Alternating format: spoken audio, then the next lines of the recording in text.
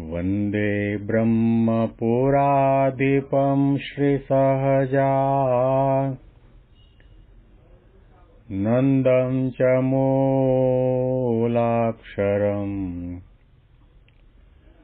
श्रेयस्कारणसद्गुणैकनिलयम् श्रीप्रागजिह्वावत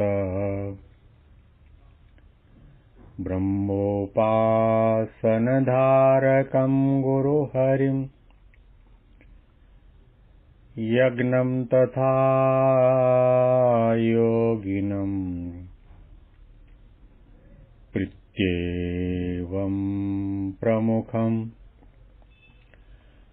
महन्तमनिशं श्रेजे स्वरूपं मुदा। મહિમાનો મહિમા પ્રવચનમાળામાં આજે 3 જાન્યુઆરી 2025 શુક્રવારના દિવસે તમામ સંતો હરિભક્તોને મારા સાષ્ટાંગ પ્રણામ. જય સ્વામિનારાયણ. હેપી વચનામૃત દ્વિશતાબ્દી મહોત્સવ. હેપી પ્રમુખ સ્વામી મહારાજ શતાબ્દી મહોત્સવ. છેલ્લા 7 દિવસથી આપણે ગઢડા અંત્યનું 22મું વચનામૃત સખી સખાના ભાવનું સાંભળી રહ્યા છીએ. આ વચનામૃતમાં શ્રીજી મહારાજ પાપની, મહાપાપની અને મહાપાપ કરતા પણ મોટા પાપની વ્યાખ્યા સમજાવે છે અને આપણને જાણપણું આપે છે. તમે ધારો કે સાધુ છો, ધારો કે સત્સંગી છો, ધારો કે ભક્ત છો, ધારો કે તમે દયાળુ પ્રકૃતિના છો,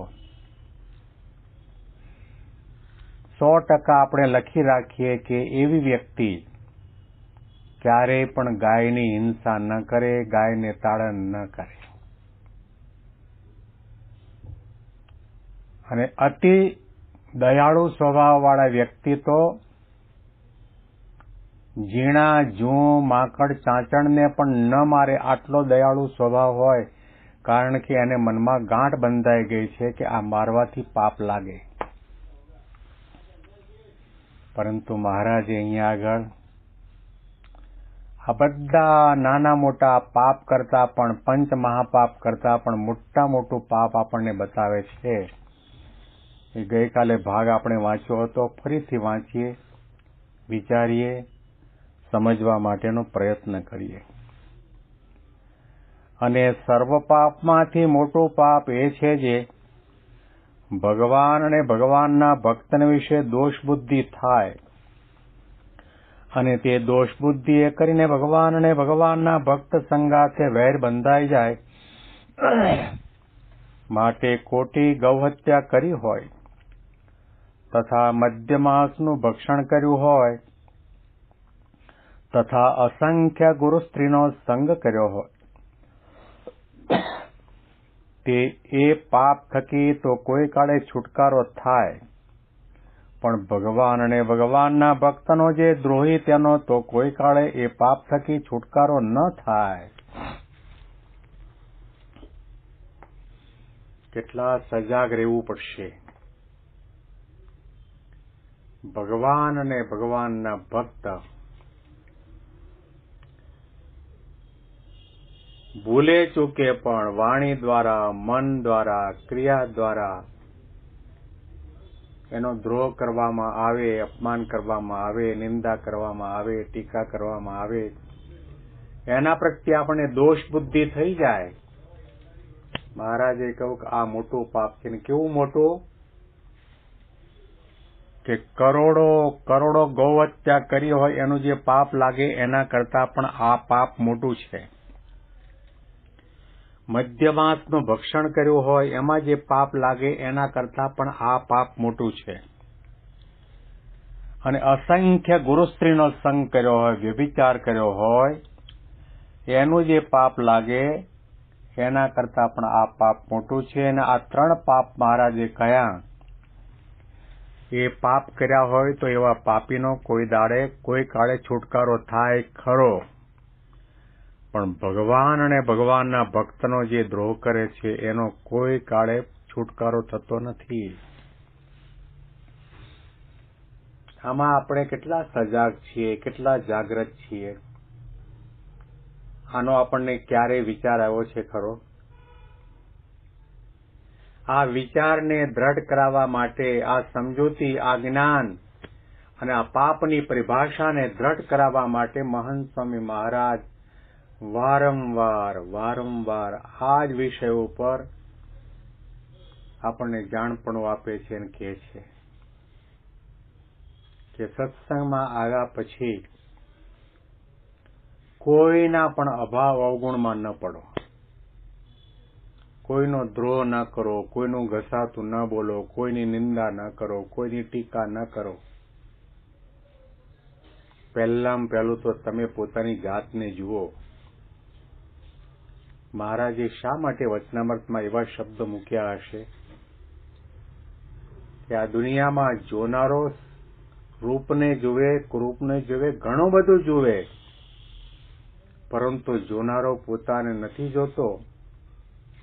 એ અજ્ઞાનીમાં અતિશય અજ્ઞાની છે. જોનારો પોતાના દોષો ભૂલો નથી જોતો, એ ગેલામાં અતિશય ગેલો છે, નીચમાં અતિશય નીચ છે, અને મૂરખમાં અતિશય મહામૂરખ છે.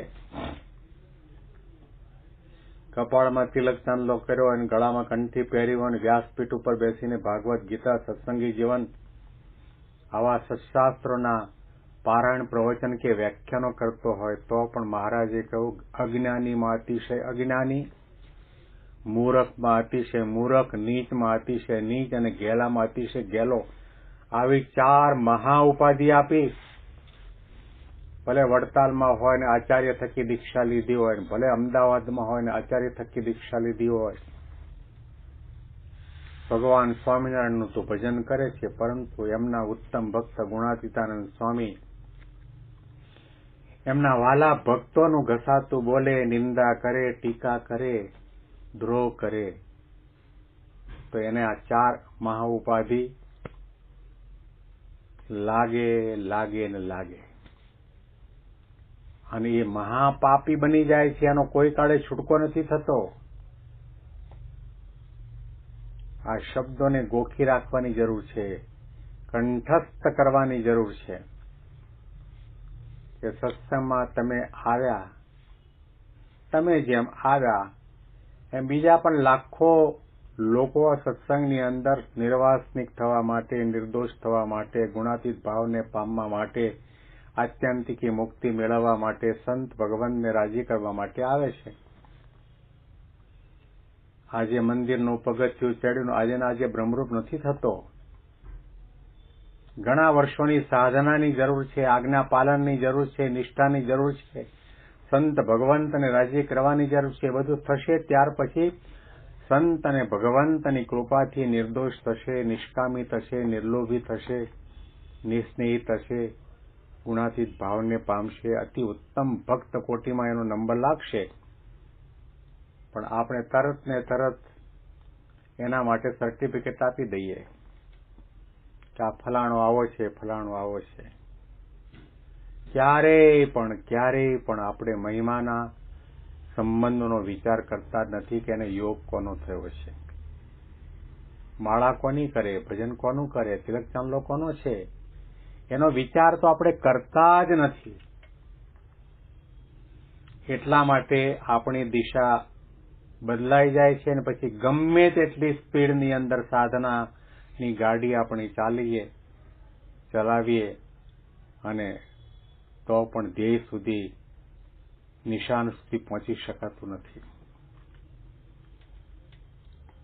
અતિશય જાણપણું રાખવાની જરૂર છે. યોગી બાપાના શબ્દો પણ યાદ કરવાની જરૂર છે. આ સત્સંગમાં યોગી બાપા કે મને 40 વર્ષ થયા, થાબડા જેવાનો પણ મને અવગુણ નથી આવ્યો. દરેકને બ્રહ્મની મૂર્તિ. આજે જ મહંત સ્વામી મહારાજનું પ્રવચન સાંભળ્યું. ભગતજી મહારાજ અંતર્યામી હતા, સર્વજ્ઞ હતા, બધું જાણતા હતા. તેમ છતાં પણ સત્સંગ સમુદાયમાં કોઈનો પણ ક્યારેય પણ અવગુણ નથી લીધો. અરે એમને વિમુખ કરવા વાળા, સંસ્થામાંથી હાંકી કાઢવા વાળા પવિત્રાનંદ સ્વામીનો પણ એમને લેશ માત્ર અભાવ કે અવગુણ નથી આવ્યો. ગુણાતીત ભાવ એટલે શું કહેવાય, ભક્તપણું એટલે શું કહેવાય, સાધુપણું એટલે શું કહેવાય. પ્રમુખ સ્વામીએ કહ્યું કે અમે તો અવગુણના ચોપડા રાખતા જ નથી. સ્વામી આગળ કેટલા સંતો ભક્તો એકાંતમાં બેસીને નિષ્કપટ થયા હોય, એ દોષોને સ્વામીએ મનમાં લીધા જ નથી. દોષો ટાળવા માટે કૃપાદ્રષ્ટિ જરૂર કરી છે, આશીર્વાદ જરૂર આપ્યા છે, પણ એના દોષો, એની ભૂલો, એને કરેલો આજ્ઞાલોપ એને નજર સામે રાખતા જ નથી. એને તો આત્મદ્રષ્ટિએ જુએ છે, ભક્તની દ્રષ્ટિએ જુએ છે, મુક્તની દ્રષ્ટિએ જુએ છે. શ્રીજી મહારાજના શબ્દો ફરીથી આપણે વાંચીએ એટલે ખ્યાલ આવશે કે મહારાજની શું રૂચિ છે, શું અભિપ્રાય છે. અને સર્વ પાપમાંથી મોટું પાપ એ છે જે ભગવાન અને ભગવાનના ભક્તને વિશે દોષ બુદ્ધિ થાય, અને તે દોષ બુદ્ધિએ કરીને ભગવાન અને ભગવાનના ભક્ત સંગાથે વૈર બંધાઈ જાય.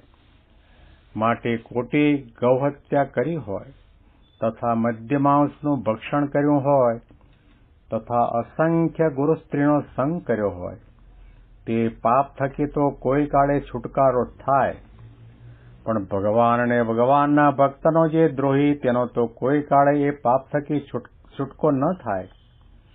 અને તે પુરુષ હોય તો રાક્ષસ થઈ જાય, અને સ્ત્રી હોય તો રાક્ષસી થઈ જાય. મહારાજનો કહેવાનો અર્થ એ છે કે વર્તમાન સમયમાં સત્સંગમાં આવ્યા પછી સાધુ હોય કે સત્સંગી હોય, બાઈ હોય કે ભાઈ હોય, ભગવાન અને ભગવાનના ભક્તની નિંદા કરે, ટીકા કરે, ઘસાતું બોલે, દ્રોહ કરે, એની સાથે વેરી બુદ્ધિ થઈ જાય તો સમજી લો કે જીવતા જાગતા ભગવા કપડામાં હોય તો પણ એ રાક્ષસ, મહિલાના દેહમાં હોય તો રાક્ષસી. આ રાક્ષસ વૃત્તિ છે, આસુરી વૃત્તિ છે. ધૂળ જેવો હોય, એની અંદર પણ ધૂળમાં ગુણ છે, તો સત્સંગીમાં ભક્તમાં ગુણ ન હોય, એ જોવાની દ્રષ્ટિ આપણી પાસે નથી. મહારાજને, સ્વામીને હંમેશના માટે પ્રાતઃ પૂજામાં કે દર્શન કરતી વેળાએ ઠાકોરજી આગળ પ્રાર્થના કરવાની જરૂર છે કે અમને કોઈનો પણ ક્યારેય પણ કોઈ પણ અવસ્થામાં અવગુણ ન આવે, અભાવ ન આવે, એના દોષ ન દેખાય, એના ગુણનું જ દર્શન થાય, એવી અમારા સૌના ઉપર કૃપા દ્રષ્ટિ કરજો. આ વચનામૃત ઉપર વિશેષ ચિંતન અને વિશેષ પ્રવચન આપણે આવતીકાલના પ્રવચનમાં સાંભળીશું. તમામ સંતો હરિભક્તોને મારા સાષ્ટાંગ પ્રણામ. જય સ્વામિનારાયણ.